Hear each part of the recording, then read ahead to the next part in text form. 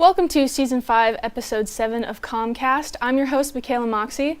COMMCast is a production of the Longwood University Communication Studies Department and the COMM 434 COMM Lab class. This show is dedicated to highlighting the Longwood and Farmville communities, so let's get started.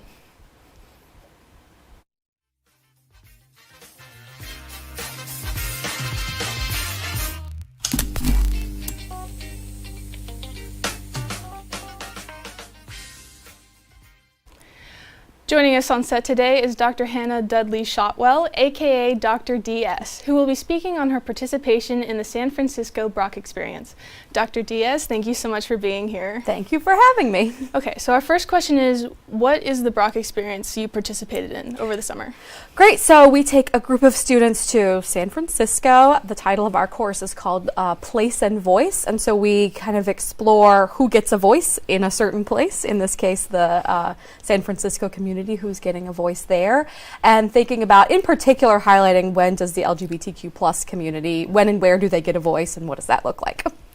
Perfect. Yeah. And what is the class portion of it about, and what's your role in that? So we spend a little chunk of time here in Farmville right after exams doing kind of in-person work, and then there's a virtual or there's an online portion as well, and then we travel there. Mm-hmm. So during I'm a historian by trade, but also a women's gender and sexuality studies professor, and so that's kind of where I fit in. And I bring the history to all of it, and I also, my work is in women's and gender health as well. So we kind of look at where all of that fits in with the puzzle too. And we do that here, and then online, and then take it to San Francisco there as well. Oh, wow. Yeah, it's a lot.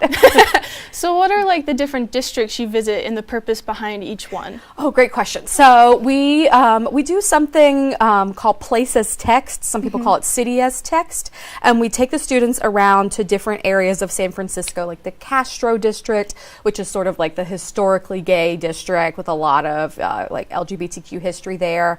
We take them to the Tenderloin, which is the site of the Compton's cafeteria riots, which a lot of people think of as kind of like the spark of the LGBTQ plus movement. We go there, we go to the Mission District, we go to Haight-Ashbury, so like any movie you've ever seen about like hippies and counterculture maybe is set there, and we just kind of look at what queer culture looks like in all those places. So cool. It is fun. Very important question. Did you meet any interesting people there? Oh my gosh, yes, that's a great question. Well, I met my students in a way that you don't meet students in at long. You spend a lot of time with them, flying there and back, and then 24/7 with them, and so that's the best part, honestly. But one of the coolest things we get to do is go visit and talk to stakeholders, and so in these different communities that we visit, we often have the opportunity to work with the folks and chat with the folks who live there, and usually work there, especially. So, for example, we talk to the folks in the San Francisco Gay Men's Chorus, which is the oldest queer chorus in the U.S. They sang on the steps of City Hall when Harvey Milk was assassinated. Yes. Yes, and so we get to chat with them, and I think that is the most moving thing for students, is getting to talk with those folks and see that they're kind of using their voices, obviously with the chorus, for activism in really cool ways. And I'm really sad I missed out. So what's the main idea and lesson you want students to learn while on the trip? I want them to learn that the experience of queer people, even the experience of queer people in one city or one district, is not unilateral. It's not like there's not one queer experience. I want them to see that it's really important the way different identities intersect, and the way that racism and sexism and other forms of oppression all intersect, really make a difference in people's lives, and you can see that in these really unique places. So what was your favorite part of the trip? Oh my gosh, that's a great question. I think my answer is probably, I'm going to go back to the chorus. There's a moment when they sing that is just really, really special to the students. And I think that's often my favorite part. However, this year we brought in something new where we go and talk to person who works at the, I hope I don't butcher the name of it, but it's the LGBT Asylum Center. And so his job is like working obviously with queer asylum seekers coming to the US. And so we really get to talk to the students than he does about the different ways that that in the legal profession, folks can be helping the queer community and making sure that they have a voice and a safe place to be. And that was a really, really cool thing this year that we just added, and I think we'll keep. That's a very powerful message. It really, really was. It was great. Did you have any drawbacks or challenges? It is a challenge to be with anyone for that amount of time. I would say that is the most challenging thing for students and faculty and staff alike about a Brock experience, is that it's different than seeing somebody 3 hours a week. It's a very immersive experience. People have different needs for like how much sleep they need, how much they can walk in a certain day. If a person is injured, then suddenly I, as faculty, I'm kind of thrown into a position of, okay, I got to help figure out how to get this student across an entire city when it's really hard for them to walk. Yeah. So just kind of like the daily life of a really fast-paced experience is the most challenging thing about a Brock experience, and probably study abroad and any kind of experience like that. Yes. So why do you think it's so important for students to experience life in San Francisco compared to other places?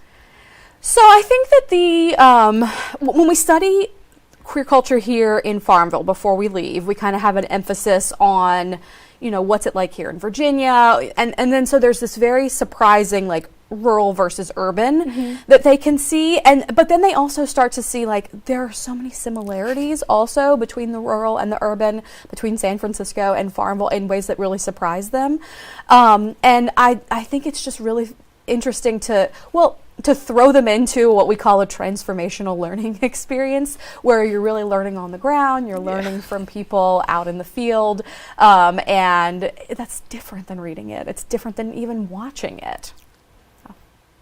So what is the future of the class look like? Great question. So we don't know. The way Brock experiences work, they run on a 2-year cycle. So you have a Brock, they're known as a fellow. It's a faculty member who applies for the course, to run the course, creates it themselves. In our case, that was Dr. Erin Wagner, and she completely built this from the ground up. Dr. Shattenkirk and myself were sort of the support faculty for that. We had 2 staff members, Jacob Farmer-Rylands and Natalie Browning, traveling with us. And so our job is really to support Dr. Wagner in that. And that's part of her gig as the fellow, right? And she has dedicated time to do that. So after that 2-year cycle is over, then it's very much up in the air for whether the course will run again, because we don't have a faculty with a course release and like a paid stipend to keep it going. So that's where we are at this moment, is figuring out can we run this feasibly again without somebody who has that dedicated time, without that person as the faculty lead. And Longwood is, there's a question of how many of those, they call them mature courses once they've run twice. So then the question is maybe we need other opportunities to go to other Brock experiences too. So we don't know what's going to happen yet. I've heard that there was also going to be in a different location next time. There has been talk about possibly having, looking at Boston or Atlanta or New York as a place to explore, who gets a voice in this place. We've even kicked around the idea of, our theme really was queer voices, but we've looked at, maybe we want to look at the voices of specifically Black women in Atlanta or something like that. And so the way that the course description is written, it really could go a lot of different directions.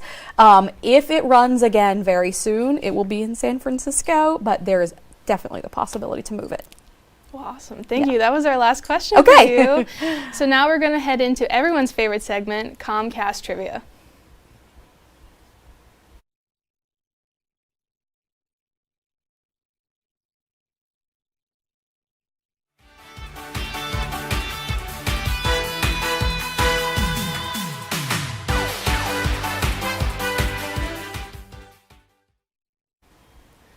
Welcome back to COMMCast Trivia. Our first question for you is, who was the first openly gay politician on the Board of Supervisors? That would be Harvey Milk. Harvey Milk, Yes. that's correct. Our next question is, what natural disaster struck San Francisco in 1906? Oh my gosh, that's a tricky question. I think it's an earthquake. It is, that's correct.